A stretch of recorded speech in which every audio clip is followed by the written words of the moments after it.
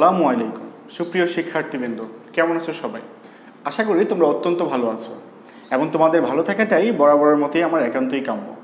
আজকে অনলাইন ভিত্তিক ক্লাস কার্যক্রমে তোমাদেরকে স্বাগত জানাচ্ছি। আমি Mohammad Sourav Hossain Sourav, online programme in charge, imperial ideal school and college এবং দিবা শাখার আমি একজন সহকারী শিক্ষক। আজকে স্পেশালি যে ক্লাসটা আমরা মনিটর করব সেটা হচ্ছে on the basis of grammatical point. আমরা গ্রামার নিয়ে আলোচনা করব। সেক্ষেত্রে আমরা গ্রামাটিক্যাল পয়েন্টে সবচেয়ে বেশি আলোচিত হয় যে টপিকটা চেঞ্জিং সেন্টেন্স, তার অন্তর্ভুক্ত একটা টপিক ভয়েস চেঞ্জ, যেটা নিয়ে অনেকে আমাকে ইনবক্স করেছো যে স্যার পার্টিকুলারলি ভয়েস চেঞ্জের বেসিক্স রুলটা নিয়ে আমাদের সাথে একটু আলোচনা বা একটা ভিডিও আপলোড করে দেন। তোমাদের কি দাবির সপক্ষে বা তোমাদের ডিমান্ডের আলোকে কিন্তু আমি সাপ্লাই দেওয়ার চেষ্টা করব। আজকে ভয়েস চেঞ্জের উপর পার্টিকুলারলি আমি এই টপিকটা আলোচনা করব। তাহলে ভয়েস চেঞ্জ যেহেতু তোমাদের ষষ্ঠ, সপ্তম, অষ্টম, নবম, দশম প্রত্যেকটি ক্লাসের জন্য ইম্পর্টেন্ট, দ্যাটস ওয়াই এই ক্লাসটি আমি লিবারালি বলতে পারি ষষ্ঠ থেকে দশম সবাই কিন্তু এই ক্লাসটাকে ফলো করতে পারো। অবশ্যই অনলাইন ভিত্তিক ক্লাস কার্যক্রমের সাথে তোমরা লাইক, কমেন্ট এবং শেয়ার দিয়ে সম্পৃক্ত থাকবে এবং ইম্পেরিয়াল আইডিয়াল স্কুল অ্যান্ড কলেজের ফেসবুক পেজের সাথে সম্পৃক্ত থাকবে লাইক বাটনে ক্লিক করে, এবং আমাদের যতগুলো কন্টেন্ট বা ম্যাটেরিয়ালস আছে সেগুলো তোমাদের ফ্রেন্ড সার্কেলের মাঝে সরবরাহ করবে। আরেকটা নির্দেশনা সেটা হচ্ছে তোমাদের অ্যাসাইনমেন্ট অলরেডি সাবমিশন বা গ্রহণ করা হচ্ছে ইম্পেরিয়াল আইডিয়াল স্কুল অ্যান্ড কলেজে 19 তারিখ পর্যন্ত সেটা কন্টিনিউ চলবে। তোমরা এর মধ্যে অ্যাসাইনমেন্ট জমা দিয়ে পরবর্তী ইভ্যালুয়েশন বা মূল্যায়ন পরীক্ষা, যেটা আমাদের বাৎসরিক মূল্যায়ন পরীক্ষা, সেই মূল্যায়ন পরীক্ষার প্রশ্নপত্র এবং খাতা নিয়ে যাবে ইম্পেরিয়াল স্কুল থেকে, এই আশাবাদ আমরা ব্যক্ত করি। এখনও যারা এই ইনফরমেশনগুলো কানে পায়নি বা যাদের কাছে ইনফরমেশনগুলো পৌঁছায়নি, যদিও আমরা অনলাইন ভার্চুয়াল জগৎ বা অন ভয়েস যোগাযোগ করার চেষ্টা করেছি, তাদের কাছে তোমাদের মাধ্যমে ইনফরমেশনটা পৌঁছে যাবে আশা করি। ওকে, লেটস স্টার্ট। আমরা ভয়েস চেঞ্জের একটা উদাহরণ দিয়ে কিন্তু আমরা আজকে আলোচনা করার চেষ্টা করব। তোমরা একটু ভালো করে তাকাবে। Tamim hits a massive six. Tamim একটি বিশাল আকার ছক্কা হাঁকালো। তামিম ইকবালকে তোমরা চেনো, জাতীয় দলের ওয়ানডে দলের ক্যাপ্টেন। এখন তোমাদের পছন্দের তারকা অনেকেই থাকতে পারে, বাট আমি প্রেফার করি তামিম ইকবালকে। তাহলে তামিম ইকবালের বিশাল ছক্কা, সেটা সে ছক্কা মারলো, সেটা সম্পর্কে আমরা কিন্তু একটা এক্সাম্পল দাঁড় করিয়েছি। সেই এক্সাম্পল থেকে আমরা কিন্তু ভয়েস চেঞ্জ করব। এটা হচ্ছে একটা অ্যাক্টিভ ভয়েসের উদাহরণ, যেখানে তামিম হচ্ছে সাবজেক্ট, হিটস হচ্ছে ভার্ব এবং আ ম্যাসিভ সিক্স অবজেক্টিভ ফর্মে আছে, যেটাকে আমরা এক্সটেনশন বলি। তামিম কি করলো? একটা ম্যাসিভ সিক্স বা একটা বড় ধরনের ছক্কা হাঁকালো। এখন আমরা জানি অ্যাক্টিভ থেকে প্যাসিভ করার সময় প্রথমে তোমাকে কি করতে হবে? অ্যাক্টিভ সেন্টেন্সটার তোমার সাবজেক্ট ভার্ব অবজেক্টে আইডেন্টিফাই করতে হবে। এখানে সাবজেক্ট হচ্ছে তামিম, ভার্ব হচ্ছে hits. Tamim third person singular number হওয়ার কারণে প্রেজেন্ট ইনডিফিনিট টেন্সে হিট ভার্বের সাথে এস যুক্ত হয়েছে। আ ম্যাসিভ সিক্স এটা হচ্ছে এক্সটেনশনের অংশ, যেটা আমরা অবজেক্ট হিসেবে ধরে থাকি, যে একটা বিশাল আকার ছক্কা হাঁকালো। তাহলে এটাকে আমরা প্যাসিভে কীভাবে কনভার্ট করবো? প্যাসিভ কনভার্ট করার নিয়মটা কি? Active to passive. আমরা প্রথম যে উদাহরণটা লিখেছি সেটা হচ্ছে অ্যাক্টিভ, এটাকে আমরা এখন প্যাসিভে কনভার্ট করব। ওকে, প্যাসিভে কনভার্ট করার নিয়ম হচ্ছে, একটু লক্ষ্য করবে, প্রথমে অ্যাক্টিভ সেন্টেন্সের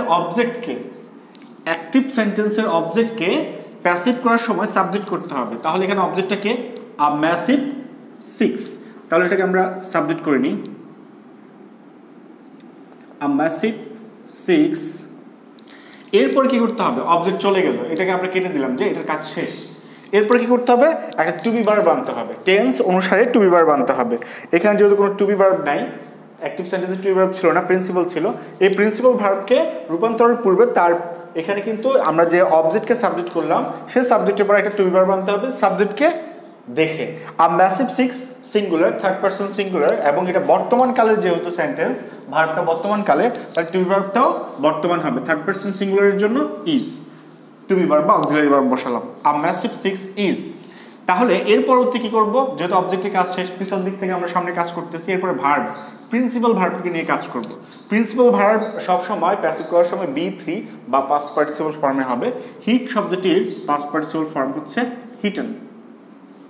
আ ম্যাসিভ সিক্স ইজ হিটেন। এই যে B1 ফর্ম ছিল বা B2 ফর্ম, অতীতকাল হলে B2 হবে, বর্তমান হলে B1 হবে, সেটাকে আমরা কিসে নিয়ে আসবো? B3 ফর্মে নিয়ে আসবো। A massive six is hitten. এরপর দেখো সাবজেক্ট আছে।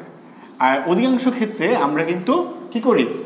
অ্যাক্টিভ থেকে প্যাসিভ করার সময় অ্যাক্টিভের সাবজেক্টকে প্যাসিভ করার আগে বাই যুক্ত করে এই যে অ্যাক্টিভের সাবজেক্টকে প্যাসিভে কি করে ফেলবো, অবজেক্টে কনভার্ট করে ফেলবো। তাহলে লাইনটা হচ্ছে কি, a massive 6 is hitten by Tamim. তাহলে একটু লক্ষ্য রাখো, আ ম্যাসিভ 6 যেটা অ্যাক্টিভে ছিল অবজেক্ট, সেটা প্যাসিভে হয়ে গেছে সাবজেক্ট।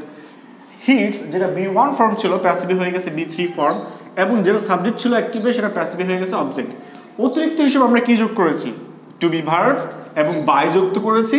যুক্ত করার পাশাপাশি এখানে B1 ফর্মটাকে B3 তে কনভার্ট করেছি। তাহলে তিনটা কাজ, সাবজেক্টের পর টু বি ভার্ব যুক্ত করা, অবজেক্টের আগে বাই যুক্ত করা এবং মূল ভার্বের B3 ফর্ম যুক্ত করা।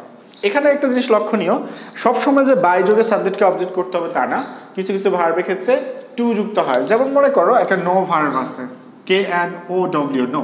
এখন এটাকে যদি আমরা প্যাসিভে নিয়ে যাই, নোন হবে ভার্ব B3 ফর্ম, নোনের পরে কিন্তু বাই হবে না, তখন কিন্তু টু যুক্ত করতে হবে, নোন টু। তো এক্ষেত্রে কিছু কিছু পিকুলিয়ার রুলস আছে যেগুলোর ক্ষেত্রে কিন্তু বাইয়ের পরিবর্তে অন্য প্রিপোজিশন ওয়ার্ড যুক্ত করে আমাদেরকে প্যাসিভ করতে হয় সাবজেক্টকে অবজেক্ট করে। আবার অনেক ক্ষেত্রে তোমরা দেখতে পাবে যে অবজেক্ট থাকবে না, অবজেক্ট দেওয়া থাকবে না।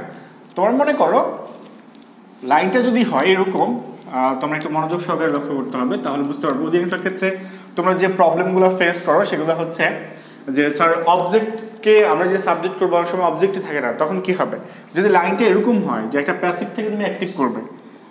আর মনে করো আমরা সেন্টেন্সটা উঠাই নিচ্ছি, a massive 6 is hitten, a massive 6 is hitten, একটা এভাবে সেন্টেন্সটা লিখে দিল, একটা বড় ধরনের ছক্কা হাঁকানো হলো। এখন কে হাঁকাইছে সেটা নেই, অবজেক্টটা নেই, বাই তামিম সাকিব XYZ কার দ্বারা সেটা কিন্তু নেই।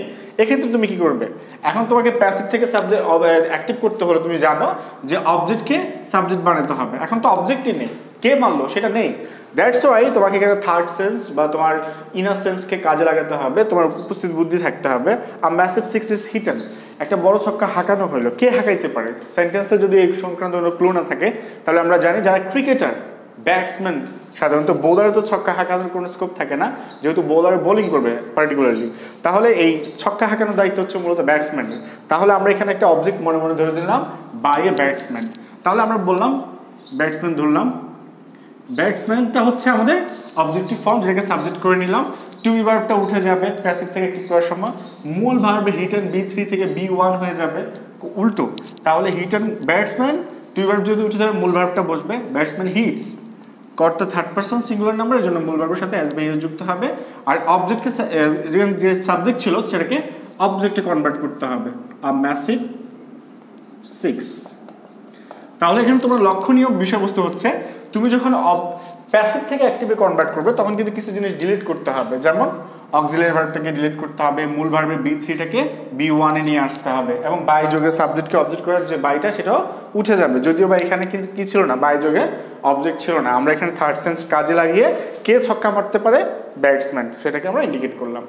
আশা করি বেসিক যে রুলসটা প্রথমার্ধে যে তোমাদের প্রবলেম ফেস করতে হয় এটা তোমরা দেখলে, পরবর্তীতে আমরা ভয়েস চেঞ্জের দ্বিতীয় সেগমেন্টগুলো নিয়ে কাজ করব। আজকের মতো এই পর্যন্তই।